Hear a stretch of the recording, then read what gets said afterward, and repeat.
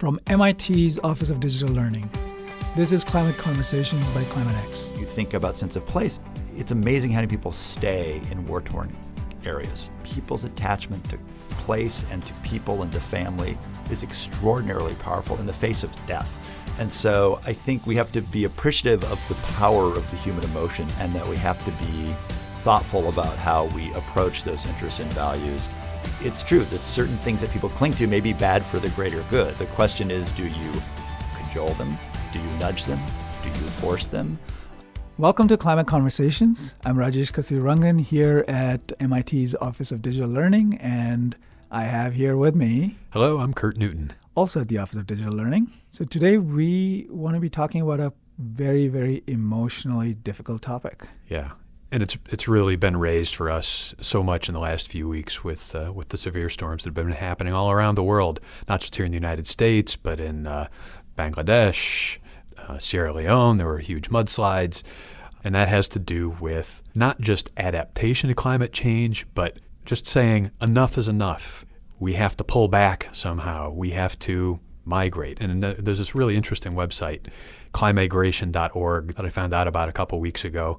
And we'll shortly be talking to Pat Field from the Consensus Building Institute, who was responsible for this climategration.org website, about some of these really difficult conversations that we might need to start having. And when we say we, it's not ClimateX who is having those conversations, but people who live in frontline communities, states and national governments that have to oversee this process. How are we going to really decide enough is enough? And that's going to be a difficult question wherever and whenever it arises. Yeah. Who decides? How is it done equitably?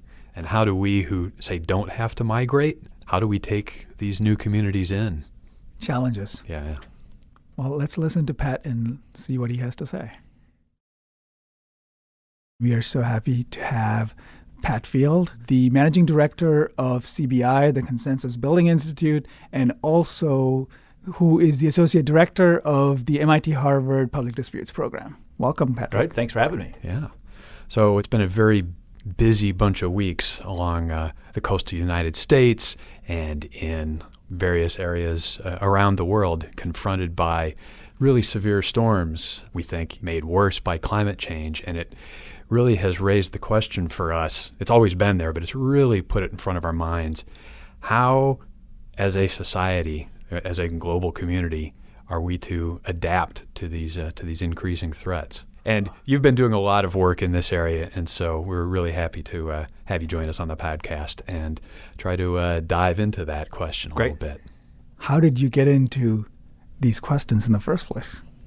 Well, it's interesting. I got interested in sort of broader sort of environmental and land use planning. Really, as a little kid, I grew up in rural Colorado on a ranch, and kind of issues of environment and natural resources and federal lands and extractive use and tourism and newcomers and oldcomers to a relatively small but pretty active community in the mountains was kind of part bread and butter around the dinner table and the like. So I've always been kind of involved in these issues and the like. And clearly, if you care about the environment and natural resources and landscape over, now decades, we know that climate change is an issue. And it's funny, when I was a kid, my parents came back from a Colorado cattlemen's convention and actually were talking about some speaker in the 70s who was talking about climate change and how it was going to be warm and what marvelous opportunity it was going to be for agriculture. So it's not like this hasn't been on our consciousness for a while. Yeah. I've been reading some really interesting stuff about communities out in the West and how people we wouldn't, us East Coast liberals, wouldn't necessarily think of being environmentally engaged, but really interesting coalitions of people and all these different interests that care deeply about this stuff. Well, and it's out West, the industry that's really leading the charge and thinking seriously about and paying for downscale models and wrestling with this is the ski industry, who is extraordinarily worried about climate change impacts on its survival. And some places are going to be okay. Some places are going to not have skiing at all. And some places are going to have a lot more snow, but a lot shorter season.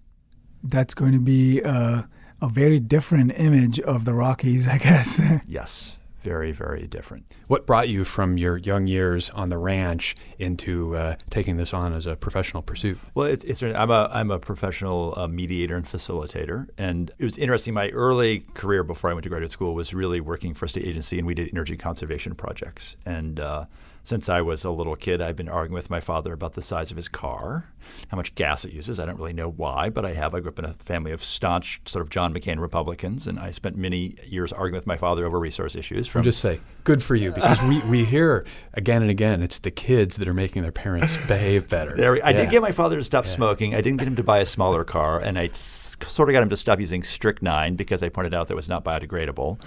But in any case, in my early career, I actually did energy conservation projects for state facilities, and I really liked it. It was interesting. It was fun to try to find money in different places to actually do this, also through early utility programs. But I actually kind of found it a little too techie and a little less there was a less of a social and kind of heartfelt feeling about it. I was much more interested in kind of land and environment. And so ultimately went back to graduate school and focused on that. And really it's interesting, climate change brings together both kind of the mitigation energy side as well as actually kind of the adaptation and land and environment side. So you're a mediator. What do you do? Who calls you in? What's your procedure for becoming a legitimate mediator? How does it roll out? So we, just to take a quick step back, so CBI, we're essentially a nonprofit consulting firm, and so we both are reactive to the market and people's needs, as well as also try to be proactive around some things that we care about within the frame of that we are a nonpartisan body who's not trying to we're trying to help people of all persuasions and partisanships solve specific problems. And so typically we are called in most frequently by some government entity, whether it's a federal agency down to a local community, town manager or town council, who has some kind of problem and has heard about us or found out about it in some way. And then we engage with them and their stakeholders in a number of ways. We often do an assessment, just simply talking to people to find out how they see the problem, how they would like to see it solved, and what potential processes they might or might not tolerate in terms of collaboration, or if even collaboration is possible. And then we work with the parties, often try to form a steering committee of a smaller group of stakeholders to think about process design, how you would design the collaboration itself within all the various technical, dollar, institutional, political constraints. And then once we get that up and running, it's really then working with people in groups and subcommittees and public engagement to kind of move through a set of issues and wrestle with the political, the legal, the technical issues, the interest-based concerns that people have, and sometimes value-based as well, to see if people can generate options based on their interests, and from those options think about a rubric for decision making about criterion priorities, and bring in the technical information experts that you need to think about these problems, and ultimately see if you can reach an agreement that not only is hopefully not just a compromise, but in the best of worlds, it's actually something better and different than people expected when they wandered in. Boy, that sounds handy for climate change, doesn't it? So if you were to imagine a mock, climate change negotiation, take us into that room, so to speak. Let me talk about actually a local case, which I'll be a little vague about the specificity, but essentially in the sort of mid-Atlantic and southeast U.S., there are a number of islands that sit within large water bodies or bays, and they're very low-lying. They might be a foot or two above current sea level, and generally they've always been under threat during hurricanes or nor'easters or whatever it might be. And several years ago, one state essentially said, well, this thing isn't going to be here in 50 years. Why should we keep investing? Let's get these people to move out. And so part of their statewide planning was to essentially kind of stop investing in this community. Well, you can imagine the community was none too happy about it and resisted strongly. And this is an island of I think one thing to note about island folks, because we worked with a lot of islands up and down the East Coast, is that island folks are resilient, hardy, and they have built up a certain culture and skill set to be able to live in a pretty uncertain place with a lot of vagaries in terms of weather and safety. And so they really fought back. And then we were brought in actually to say, can we work with the community to figure out what they do want? And it's a community that really decided there was range of views on whether they believed, quote unquote, in climate change. But they all did agree that their way of life and the place that they lived, they wanted to do the best they can to protect and advance this in the time frame that they could imagine, 25 to 30 years, which is they'll probably still be here in 25 to 30 years. At what state? Not entirely clear in terms of sea level rise. And so really there was a planning process and ways to think about investment in that place around that horizon to really maintain their way of life and to stay, which, from a technical standpoint or rational, it might not be fully sensible. But on the other hand, from an historic and commitment to place and landscape and people, it was what's important to them. And so that's an example where sometimes when we think about sort of adaptation planning, we have to recognize people are going to make a range of choices, some of those to stay, some of those to go. They're talking recently to someone who's been working with a group of Pacific Islanders states as well as other island states around the world and wrestling with climate change in a big way. Some of those island states are choosing to really encourage their people to stay, and some people are really encouraging their people to go.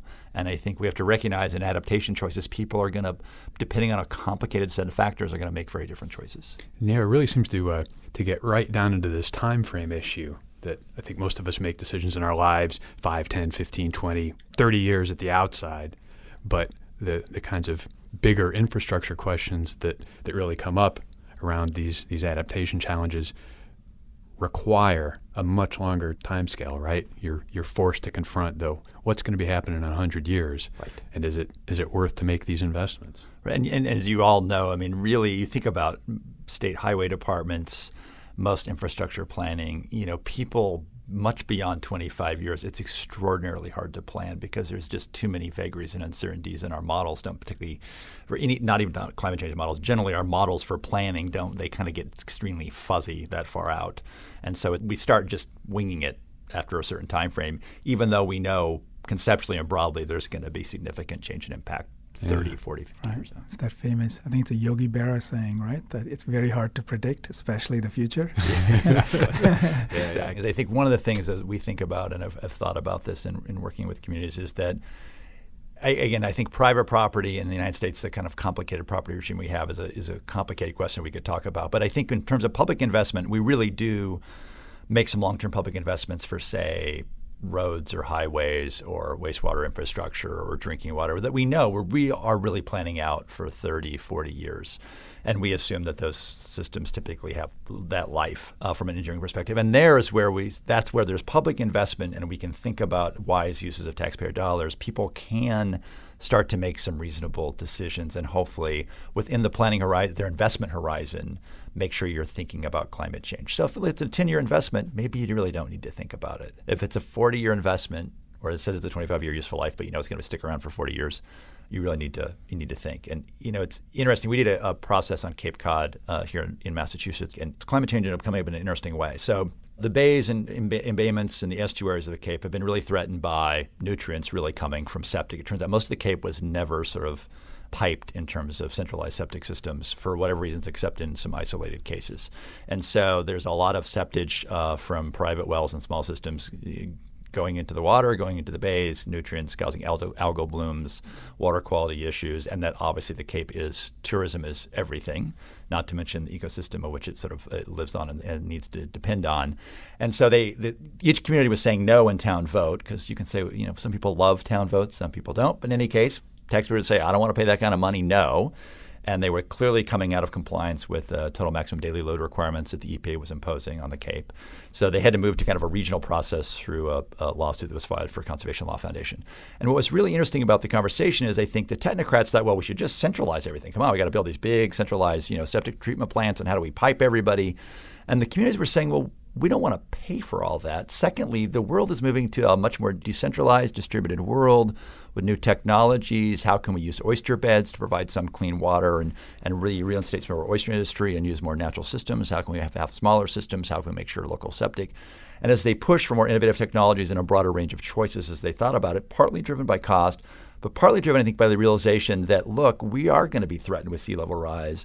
And why would we invest billions of dollars in these huge centralized systems that will not be servicing certain areas at some point when we can have distributed systems that are more resilient? The cost impacts if we make bad choices are going to be more limited. And I think the outcome was a really broader based thinking about this issue on a variety of fronts, including climate change. So I want to go back to something that you said earlier about island people and the attachment to space and place. Now, talking about inland versions of that, in, say, coal country or where people have been engaged in certain livelihoods for a while, but where you could argue that their cultures are precisely what might be threatening, the future of the planet. So what kind of conflicts do you see, and how might you mediate those kinds of issues? I think, what's really striking being a land use planner, and I'll broaden this globally to your question, is that people are enormously attached to place, and they're enormously attached to that place often as it is or was, not as it could be. And it is very hard to get people to be able to measure their future benefits against current costs. And it's kind of classic risk aversion cognitive bias that Tversky and Kahneman have talked about, and many others have for a long time. So I think that's true of land use in general. And then I think you think about sense of place, and you think about people who, even though we're faced with a giant refugee crisis in a number of fronts around the globe, it's amazing how many people stay in war-torn areas. People's attachment to place and to people and to family is extraordinarily powerful in the face of death, essentially. And so I think we have to be appreciative of the power of the human emotion to that, and that we have to be thoughtful about how we approach those interests and values. And it's true that certain things that people cling to may be bad for the greater good. And so the question is, do you cajole them? Do you nudge them? Do you force them? Or do you find ways that I would argue more from a market-based perspective to try to avoid subsidizing bad choices, but let people make the bad choices they might make, as long as you're not subsidizing or sort of paying them to do things that probably aren't for the best, for the better good. Interesting. That's another huge issue which we have struggled with, which is, what do market-based incentives have? So in these kinds of very emotionally fraught situations where mediation is important, what role does the market have? There is clearly, I think, a market-based set of signals one could imagine, but I'm going to talk about why this is hard to do, around this. So we clearly know that, look, a lot of the money that FEMA spends in essentially paying for people to rebuild or restore often goes to a relatively small number of properties who have been rebuilt over and over and over. So clearly there's something wrong in either the system of disaster relief money and or in the market signals that we're putting good money after bad, so to speak. So from a rational perspective, you create a flood insurance program and you charge those fees based on risk and cost over time. And eventually those flood insurance fees will be so high for many properties, people will no longer choose to either insure their own, and they will be left on their own to rebuild if they want to with their own money, or to move or whatever. Now there's clearly a market-based solution to this problem that's actually pretty simple in a lot of ways. But politically, it's almost impossible. So the flood insurance program was reformed several years ago in Congress. Some much more minor storm than recently hit. People freaked out, and Congress rescinded the very sort of more rationalized system they tried to put into the flood insurance program. So I do think there's hope for market-based solutions. But in the face of disaster, when people have lost their homes and their family, and they often right after post-disaster, people so desperately want back to the status quo. It's very hard to get them to think about a better future that might be different. It's very hard for policymakers, legislators, politicians, neighbors to actually not help people rebuild where they shouldn't. And then there's probably the issue of whose insurance prices are going to be raised. Right? I mean, so there's a justice issue here too. Absolutely. Which is, if you're poor, you definitely cannot afford those higher insurance premiums. And so what is the differential impact of some of these market signals? So and I think that's very important. There was an interesting conversation about Houston recently, where one of the things we were saying is everyone in Houston, or at least in many neighborhoods, should probably just be required to have flood insurance, right? So a ton of people in Houston didn't have any. So we're all going to pay for that. Now, the problem, though, is that when everybody has required to have flood insurance, that means it costs more to pay for your house, which means property values go up or payments go up. And so for people who have extraordinarily limited incomes, this is particularly difficult on them. And so there are plenty of market signals. The question is, what does it do to people who really can't respond to market signals because they have no money or very little money? So what do we do about market signals for people who don't have money? So, we've been thinking and hope to think with other people. It's a complicated problem around this issue. So a few things, caution, and then maybe some hope. I think about, let's just take Boston for an example. So I like to call the Seaport District the inundation district. It's a lovely place we're building right, on the south side of Boston. Huge, huge real estate investment. And it is completely exposed to the worst of storm surges, hurricanes, et cetera. It's a foolish place probably to build. We'll regret it maybe in 20, 30 years. However, as we were doing a conversation with a bunch of stakeholders, including private entities and public entities around the seaport, and thinking about more kind of whether they want to create a sustainability district broadly, I talked to one public official whose name will go unmentioned, who in very colorful language said, why do you not think that we're not going to build a giant seawall? Think of all the value of this real estate. I'm not worried at all. And he's right. We're going to build at some point some kind of gates or seawall because Boston Harbor physically will allow it because there's enough real estate capital and political will to do it. And the fact is Boston's going to be protected. It'll cost a lot of money. It'll irritate a lot of people and we'll complain a lot and it'll have environmental and economic impacts, but we're going to do it. I wish I could say differently, but whatever. And the city's moving to some good green infrastructure and stuff in the meantime as well, but that's not going to solve the big problem. So the fact is that seawall is going to protect poor communities too. So in so much as Boston's, even though we're not even sure what's happening in Boston with huge real estate development, but poor communities are going to be protected by that seawall as well as rich communities within the scope of that. But all of those communities without the infrastructure, the political will, the capital who sit outside Boston Harbor don't have maybe the physical location to be protected technically. What is going to happen to them? And I think that's a much harder question. Now, granted, many of our coastal communities in the U.S. are actually wealthy. And often it's poor people actually who aren't necessarily where they once located on the coast, which no one used to want to live on because they knew it was dangerous and threatening and difficult. That's another interesting problem. So anyway, I think I would say, yes, the rich are going to be able to protect themselves and the poor may or may not be able to come along for the ride. The positive note I would say, and I think there has been a study that I think you all mentioned in our conversation leading up to this, that in the South, people, predominantly people of color and poor people are going to be dramatically adversely affected by climate change.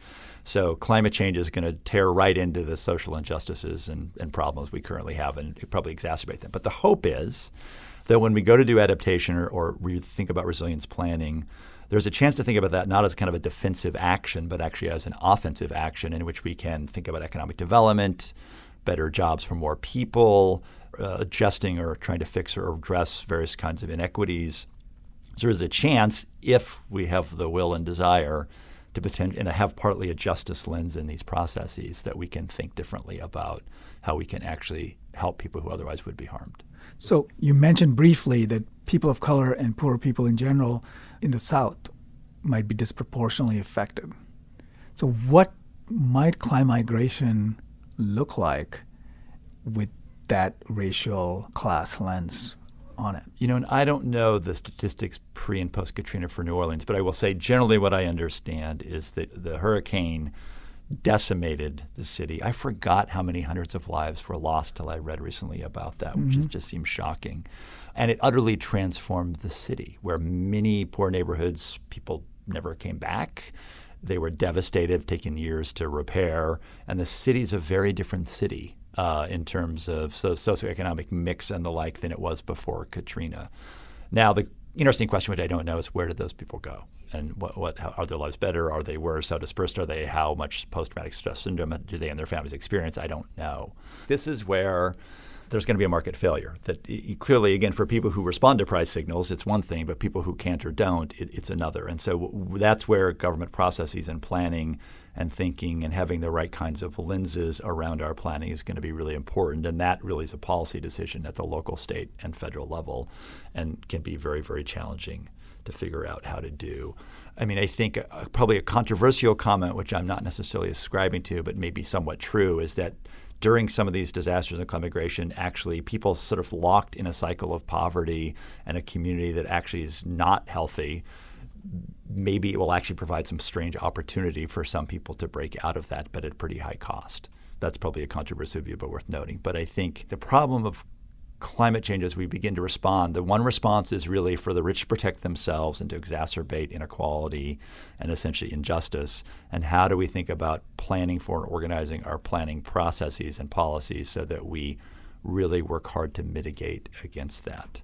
And I think that's a challenge to climate adaptation planning, and it's a bigger challenge to kind of the institutional racism and kind of inequities built into the system that kind of permeates everything that we do. And turns out is extraordinarily hard to change.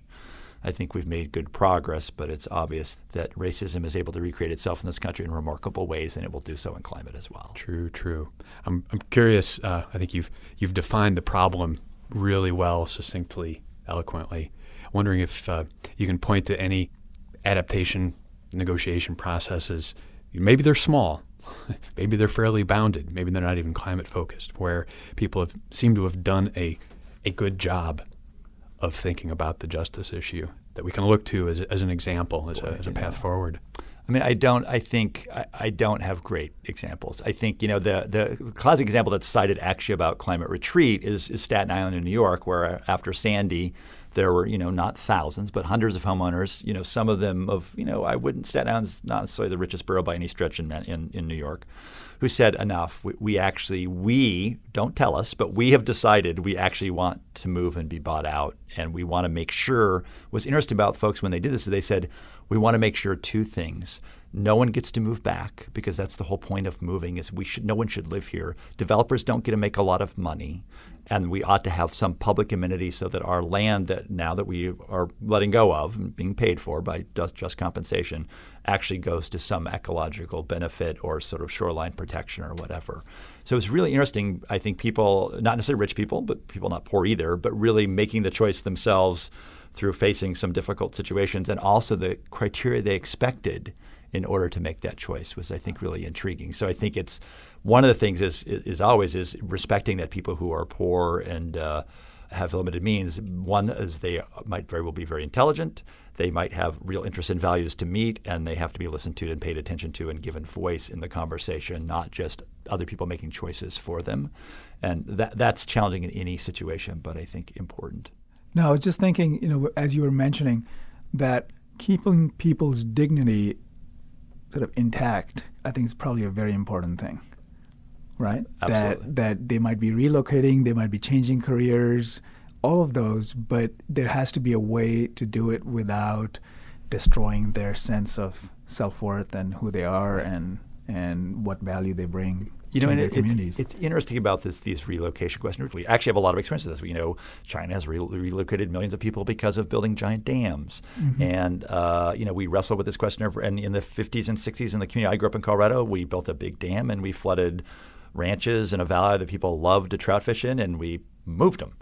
So it's not like we haven't relocated people before. And so it's just going to be at the scale that we do it that's going to be really interesting. And I think urban planning, which is the field I come from, has really, looked in the 50s and 60s. Jane Jacobs looked at the West End of Boston, a poor but thriving, at least from a social aspect, community.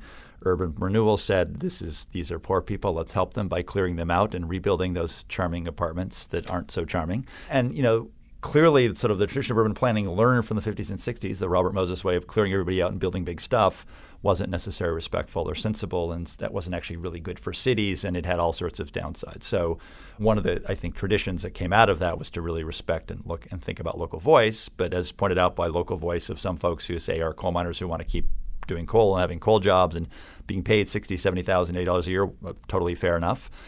That also imposes costs on other people. So how do you manage local choice versus kind of national implication?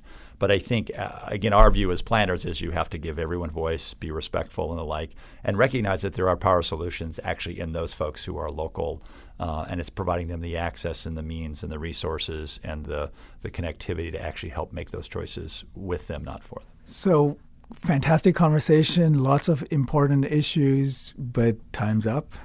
And so we need to do our last finale, which is the magic wand question. So if you could wave a magic wand and solve a problem that is absolutely essential to your work on climate, what is it that you would do? So my magic wand is this. So this is probably my MIT bias. My greatest hope is that actually human creativity and innovation and entrepreneurship will actually create massive disruption. And that within 10 to 20 years, the great work at institutions like this with very smart people will cause fossil fuels and the combustion engine to be the buggy whip. That's my hope. And I'm somewhat hopeful that that's the case. But I don't think we can fully depend on that to happen. It's highly unpredictable, and sometimes technology barriers are greater than we imagine. That being said, I think I am actually strangely hopeful that certain things may come together. There's kind of what I call the liberal crouching of fear in the face of the age of Trump. And I think it's a mistake. I think the one thing that President Trump's campaign and presidency has done is be deeply disruptive in many troubling ways, but also should open our eyes to the fact that all sorts of things are possible we didn't think were. So let's run through that window of opportunity and create a better world than we imagined perhaps that president creating. And there are many opportunities here. So I can imagine if we continue to have increased storms at enormous expense like we're likely to have this year, there are going to be many fiscal conservatives who are going to say enough. We can't keep doing this. We cannot with our giant deficit. And really saying enough is enough. We've got to do something different about this. And at the same time, because very little to nothing is happening at the national level on climate, I think those who care deeply about it are really thinking about regional, state, and local activity and action. And we're going to try more. We're going to build new alliances. We're going to try new things. We're going to make great connections. We're going to have successes. So from the federal level, the conservative realization we can't afford to keep doing this. And from the local to regional level, having 1,000 flowers bloom in the notion of states and locals do interesting things over, I think, the next 10 years, that may come together. And we may see federalism at its best work in the opposite way we imagined, which is from the top, the conservatives say enough. From the bottom, the liberals say, look how much we've done. And together we actually find a way and a partnership and alliance forward to actually begin to solve real problems. Is it going to be soon enough? Probably not. Do we wish it would happen better and less painfully? Yes. But I'm hopeful. That's I can get with that. That sounds really good. So in the meantime, where can we find you? The Consensus Building Institute can be found at www.cbuilding.org. We have our main offices here in Cambridge, Massachusetts, but also has offices in Washington, D.C., Denver, Colorado, staff in Colorado, and also New York City and Santiago, Chile. And you have a really interesting site on climigration as well. We do at www.climigration.org is a new site that we've just started that people can take a look at that really wrestles with many of these questions about managed retreat and how we think about this very hard question of retreat as part of the story of climate adaptation. Thank you so much, Pat, for sharing all your ideas and hopefulness. We hope to see both you and some of your other colleagues at CBI back in the studio. Great. Thank you. Yeah, thanks for being here. So based on this conversation we just had with Pat, I'd like to ask our community to start thinking, what would it be like for you if you lived in, say, one of these at-risk coastal communities? Imagine yourself in the situation of a person who has to make a very difficult decision. They have to uproot themselves from wherever they are with their families, moving away from their friends. What kind of support do you think that they most need? And can you offer that to them? And if you can't individually, is that something that you would like your communities or your governments to do? And if so, how can we make that happen? We'd like to hear your thoughts. We welcome you to listen to this podcast and comment on and send us feedback at climatex_feedback@mit.edu. Follow us on social media. We're on Twitter and on Facebook. And if you're getting this podcast from iTunes or Stitcher, please do rate us. It helps us a lot to spread the word. And tell your friends about us. Yeah. If you want homework, just forward a link to this podcast to 5 of your friends. So with that, Rajesh, thank you for being with us. Thank you, Kurt. Goodbye.